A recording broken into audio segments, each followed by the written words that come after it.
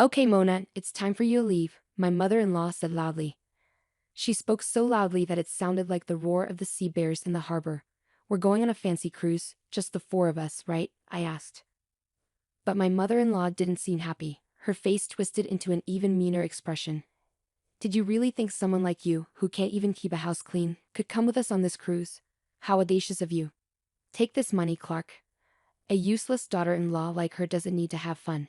You can't possibly enjoy a vacation at our level. You're too foolish to even understand that. I didn't argue back against her harsh words. In my everyday life, I was used to being treated poorly with no one to support me. I had already given up hope. My mother-in-law laughed rudely and boarded the ship in a cheerful mood for vacation. My father-in-law and husband didn't say anything either. I looked at the three of them quietly, and as the ship sailed away, I waved and shouted goodbye. Best of luck to you. My mother-in-law started yelling back at me, but I ignored her. You're about to go on a trip I've planned for you, she said. Well, it's the best trip for me, at least. Enjoy the surprise revenge I have in store for you. You'll find out the details when you get there. My name is Mona, and I'm a 38-year-old homemaker. I work as a clerk at a medium-sized company. I've been married to Andrew for 7 years. Andrew and I were friends from our college days. We lost touch after graduating, but we started meeting up again by chance. Eventually, we fell in love and started dating about a year later. Shortly after Andrew and I started dating, he shared a secret with me. He told me he was unable to have children because of a condition called infertility. He looked sad when he told me, saying, "If we're together, we won't be able to have kids." But I wasn't upset by it. I never really had a strong desire to have children myself, and I believed we could still find happiness together even without them. So for the past 7 years of our marriage, without any children, we've been living peacefully as a couple. However, our relationship with my parents-in-law has always been difficult. Our house is right across from theirs, and since Andrew works for their company, we see them often. I don't mind that part. The issue is that both of my parents-in-law treat me coldly. My mother-in-law has always favored Andrew, so she doesn't seem to like me much and treats me like a bother. She often tries to pass household chores onto me, which is a common occurrence. She'll say things like, "Mona, I'm busy with work, so could you do the laundry and cleaning?"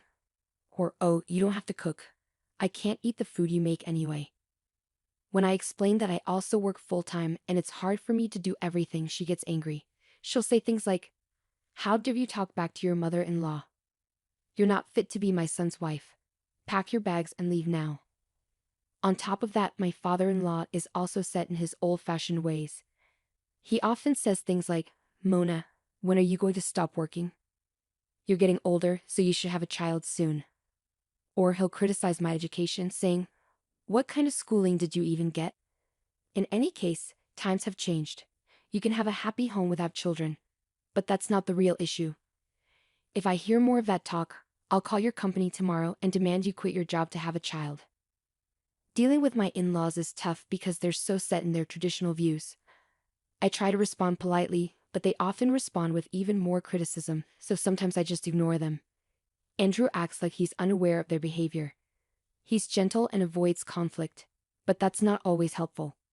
He worries about upsetting his parents, so he sometimes ignores their behavior or even agrees with them to keep the peace.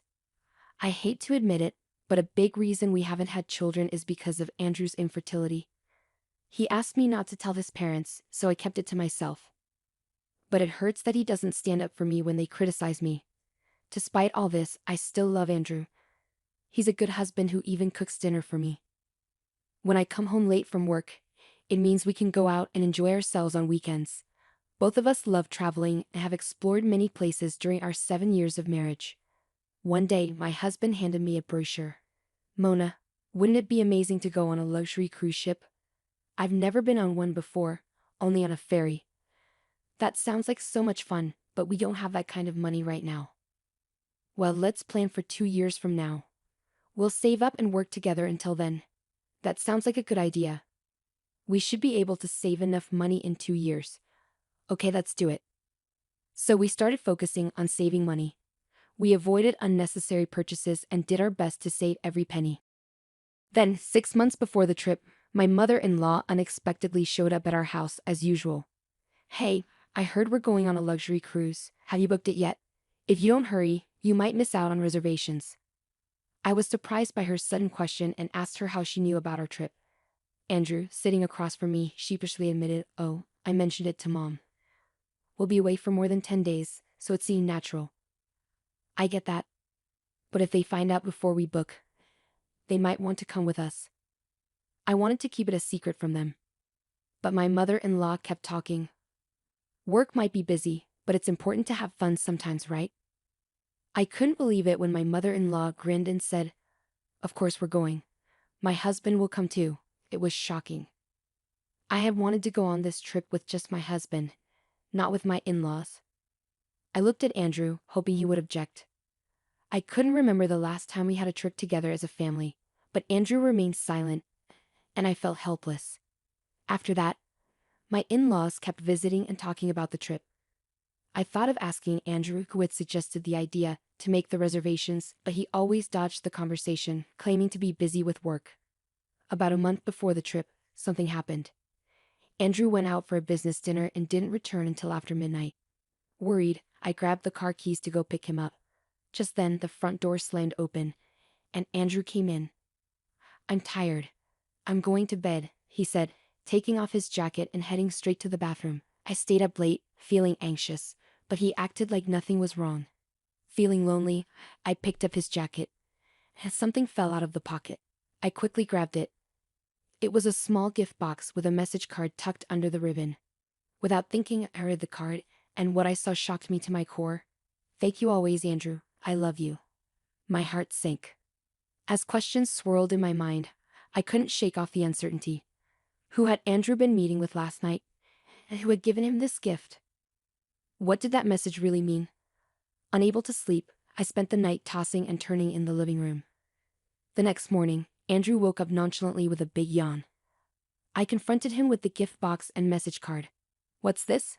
Where were you yesterday? It wasn't just a business meeting, was it?" Andrew's eyes widened in surprise. "No, it wasn't like that.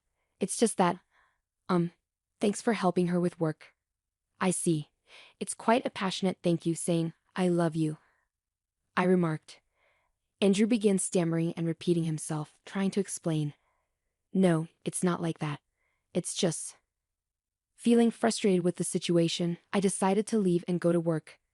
Despite feeling uneasy, I managed to focus and finish my tasks by lunchtime. When I checked my phone, I saw numerous missed calls from my in-laws. Feeling annoyed, I hesitantly answered when my mother-in-law called again. "Hey, Mona. I heard you suspect Andrew of cheating on you. Our child would never do such a thing, you know. Even if he did, that's just a man's instinct." Excuse me," my mother-in-law said forcefully before my father-in-law took the phone. "That's right. If anything, it's your fault for doing something to make him cheat on you in the first place. Andrew only cheats because you don't have children and are always working. When you get home, make sure you apologize to my son. Got it?" My father-in-law said, spewing accusations before abruptly hanging up the phone. I'd had enough. My in-laws were painting me as the villain, and my husband, who didn't defend me, even sided with them. After enduring it all for so long, I finally decided to put my plan into action. Then came the day of our departure for the luxurious cruise. My in-laws and Andrew happily got into the car, ready for the trip. I would drive separately to the port and join them there. Inside, I felt a thrill of excitement. "It's going to be a fantastic trip," I said, holding back a laugh as I drove towards the port. But when we arrived, I was surprised to find the port quiet and deserted. I unloaded everyone's luggage and made my way towards the pier, breathing in the scent of the sea. Andrew seemed carefree and playful. Then, just as I was about to board, my mother-in-law approached me with a big smile on her face. "Thanks for booking the trip, Mona. We'll see you in 2 weeks. Don't forget to pick us up." Confused, I asked, "What do you mean? Aren't we all going on this trip together?" My mother-in-law sneered and made a nasty face. "Oh, a daughter-in-law is just a stranger to us. Don't you understand? As long as you pay up, we're fine." I stayed silent. Meanwhile, my father-in-law and husband were happily browsing through travel magazines. Andrew noticed my expression, shrugged, and shamelessly remarked, "Seems like it's true. By the way, I haven't seen any luxury cruise ship around. Where is it?" My mother-in-law looked around suspiciously, noticing the lack of other passengers. "Did you get the right location, Mona?" Don't worry, just enjoy yourselves from here, I said as I watched them board the boat. Is this really the right ship? My father-in-law muttered, eyeing the small boat in front of him. It's just a smaller boat to transfer you to the luxury cruise ship. It's a safety precaution, I reassured them. Don't worry, get on board quickly. I urged them onto the small boat with their luggage. Take care, I called to the boatmen as they set off. Goodbye. Best of luck to you. With a big smile, I waved goodbye to them. I thought I heard my mother-in-law shouting something, but I ignored it. Once they disappeared from view, I gathered my things and headed back to the car, hoping for a fun trip ahead. Later, when I returned home, I gathered all the belongings I had before getting married, clothes, appliances, and furniture, and placed them in one spot. Just as I finished, my phone rang. It was my mother-in-law. How dare you trick us? There's no luxury cruise ship. Where are we? She shouted. Her frantic tone amused me, and I couldn't help but laugh. After a moment, I decided to respond to her question. There never was a luxury cruise ship. I knew you'd try to leave me behind, so I didn't book anything. Do you really think you could get away with this? Where are we? I could call the police, my father-in-law's voice chimed in. The police? That's a bit much. Don't you think? I simply brought you to your wife's hometown. Did you get a chance to see Aunt Mel? I replied. Once again, my mother-in-law shouted. What are you talking about?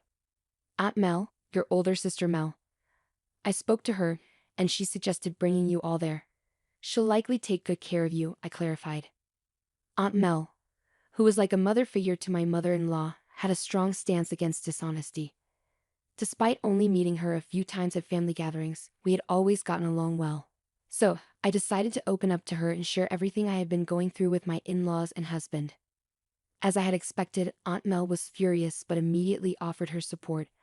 I'll come pick you guys up soon, she said, ending the call. Shortly afterward, I moved to a new apartment closer to my workplace, which made my daily commute much easier.